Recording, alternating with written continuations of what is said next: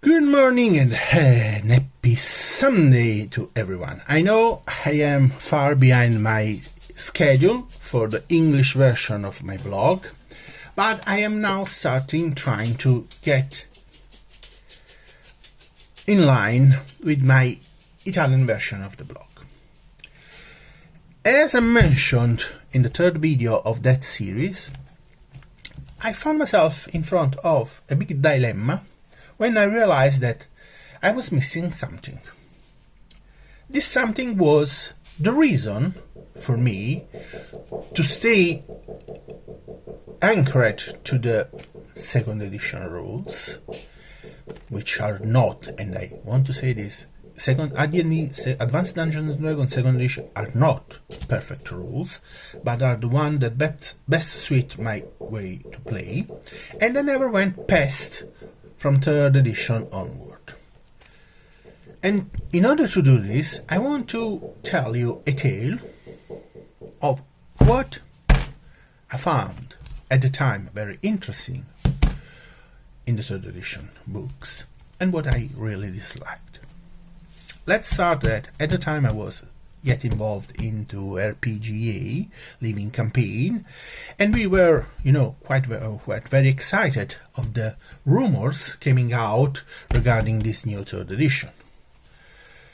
Unfortunately, as I will later discover, these rumors were all that positive. But in order to proceed with these considerations, I will go through the various chapters of the Player Handbook, which is the basic for all the Dungeons & Dragons games at the time and onward. So let's start, and let's begin with the very first chapter, the graphic, just a little excursus. I must confess that the graphic in these manuals, starting from these manuals, was fantastic. Wizards of the Coast have put a very high effort to give the player something that was as well wonderful to see, to look. So the first chapter are the statistics, which are not very different from, actually they look more like the Dungeons & Dragons Basic Expert Companion and so on stats rather than Advanced Dungeons & Dragons. You have a single bonus, you don't have the different damage and to hit bonus. The stats are basically the same, and each one has been assigned as a mandatory primary stats for a specific race. Even the race were basically those introduced in the previous edition of the rules: human, halfling, gnomes, half-orcs, dwarves, half-elf and elf. You won't see in this edition all those additional races, or as they are called today, species: tiefling, Aasimar, the half-elemental and so on, because the concept at the base of the third edition was to have a bunch of standard generic races, these ones, and then you add into each specific setting the Tiefling and the Aasimar for the Planescape, the Dragon King, Draconians for the Dragonlance eventually, and so and so and so.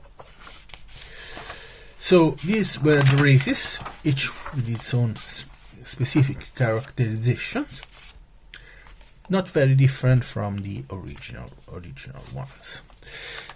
Maybe the big difference was into the multi-class, dual class, the favorite class. This is something we are going to talk in the next chapter, when we are going to face the next chapter, because here it is. The first great change in third edition from the previous one was the introduction of a single experience point table, which was unique for any class. Actually, this is not a class experience table. This is a character experience table. A change in concept And that was the first negative aspect. In this specific table, two elements made me feel uncomfortable and made me start thinking about using this as my main rules. The first one was obviously the very low number of experience point to go from level 1 to level 20. For us, coming from genocide, extermination, erasing of races, and hordes of monsters and enemies destroyed just to pass a single level, to read that you were going to need 190,000 points to get to level 20, just to mention, less than a single class used to have for a single level in second edition, gave me and many of my player and former Dungeon Master the idea that the game pace was going to be slightly pushed on. The second element was this, the ability increase at specific given levels. That's because, as I will show you in a future video on the character stats, my position is quite straightforward on this. The 318 range is the one that needs to help you to define a race or species, as you want to call it, and you should never be able to go past those limits, no matter what. The classes, the basic classics, were formerly not big difference. If we see this one, you have base attack with the conversion of the former to hit armor class 0 matrix from the second edition to an increasing bonus based on the character level. Someone can say it's not that different. No, it's totally different, because the to hit armor class 0 chart was set on a 10 minus 10 matrix going from level 1 to level 20. Stop. It was a closed matrix. In this system, we start to have an open to it and to the mage rolls, and it's going to be very, very different. Same things, clerics. Well, I will make a specific video for clerics, because in my opinion, from the third edition onward, the cleric has been the most disrupted class in the game. All the class is specifically described, listed, the druid. Here we can see a slight return to the first edition Advanced Dungeons and Dragons. The return of the monk into the main classes, and the introduction, we will talk about the paladin later, of a new class, the sorcerer. Now, in the third edition, we can see that specifically for spellcaster, many classes have a change in their primary stats from the old one to charisma. Now, I know that usually charisma was not the most important stat, and many players kept it very low, without giving it the proper importance.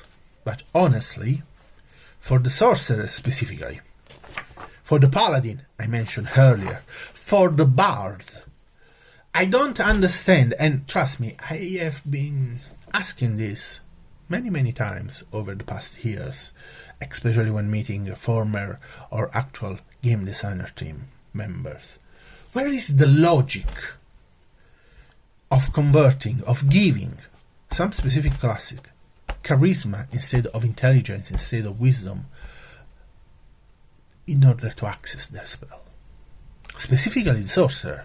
Because, let's be honest, a sorcerer, which is basically a mage, who don't need to memorize a spell, and this is a big bonus if we compare it to the standard wizard class. Well, we can have a, a character, formerly, with wisdom 3, intelligence 3, and charisma 18, to be able to cast 9th level spell, actually 8, because you need 19 in charisma to cast 9th level wizard spell. This very same spell, a mage need 19 of intelligence, or a priest need 19 in wisdom. You can imagine how illogical, if I want to be kind, this is. Actually, for those old enough to remember the average 80s and 90s movies, we find ourselves in front of the stereotype, the wrong stereotype, of the blondie, of the nice blondie girl, who is usually depicted as very stupid in those movies. That was a man, but who was able to obtain great result thanks to her pretty nice face. This is something completely wrong. You imagine a sorcerer enter a cavern. He got, as I mentioned, 3 in wisdom, 3 in intelligence, and 19 in charisma. So he came in the cavern and he thinks it's dark, it's very wet and humidity. Fireball. So I light and I warm up the place. I know this is a point of extreme, but again, this is how eventually the class will look like in the very end. Same thing for paladins. You can imagine paladins who get spell based on their charisma. Oh my god. So I can imagine a paladin going, "Oh, come on, God. Give me the spell, you want it," with a little smile and the point of light coming out of his teeth. No, that's not how the way works. The sorcerer, specifically, I guess, was a very bad attempt to recreate in 3rd edition the former Shire class introduced in the Academy rules. But honestly, the results were awful. Same thing for bards. There is no doubt in this. This mechanic to put charisma as a basic statistic for few spellcaster has always proved wrong and illogical. Now, the next chapter, chapter 4, is the one on the skill, former non-weapon proficiencies. And this is one of the, in my opinion, one of the most beautiful improvement that the game, the 3rd edition, introduced into the game. The concept that you have a wide range of skills, but you are not on the top for those skills, simulating the constant improvement of knowledge in those specific skills based on study and research and so on. Where in the 2nd edition specifically, you had character who can do 3, 4 non-weapon proficiencies, but they were on the top with high level stats. Here you get the slow learning process, improving a little step at a time until you get to the very top that your main stat for that skill allows you. After this we have the 5th chapter. This was a kind of break point for the game, because with the proper combination of feats you were ending up with a character extremely powerful. Let's be honest. And this is where, in my opinion, the game switched to a min-max power gaming idea.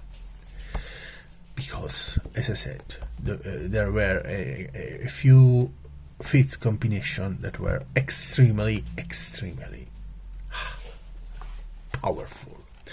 I won't go through the equipment chapter because it basically just describes the various equipment. There is one piece which I have to agree with, is the use of a single damage roll, the dice or roll for each specific weapon, removing the second edition medium and large damage provided by weapons, which was quite illogical. We could start looking at the various multiplier and critical, which are very specific to the rules, but in the very end, the use of a one dice per damage, no matter the size of your opponent was, is one of the interesting change to be introduced in the game. Actually, we also should say that there were not much very large enemies to fight. The combat turn was not very different from the second edition.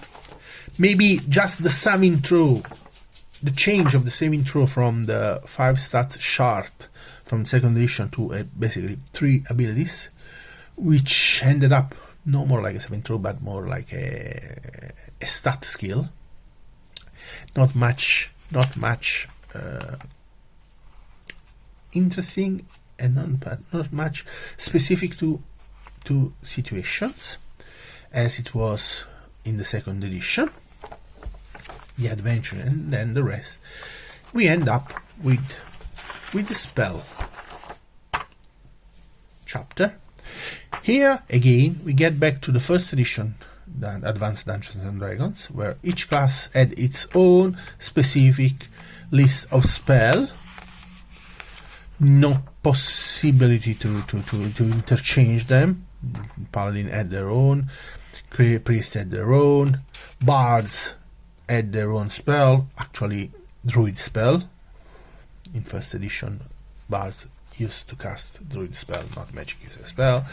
Same thing for mage, same thing for sorcerer. This return to the ancient first edition concept of class specific and related spell list was a bit not exactly the very best option, but let's be honest, it was working for the basic concept of the game. At the end, they gave you also the character generator CD in order to manage all these various options. In the very end, my consideration was I like a few introduction.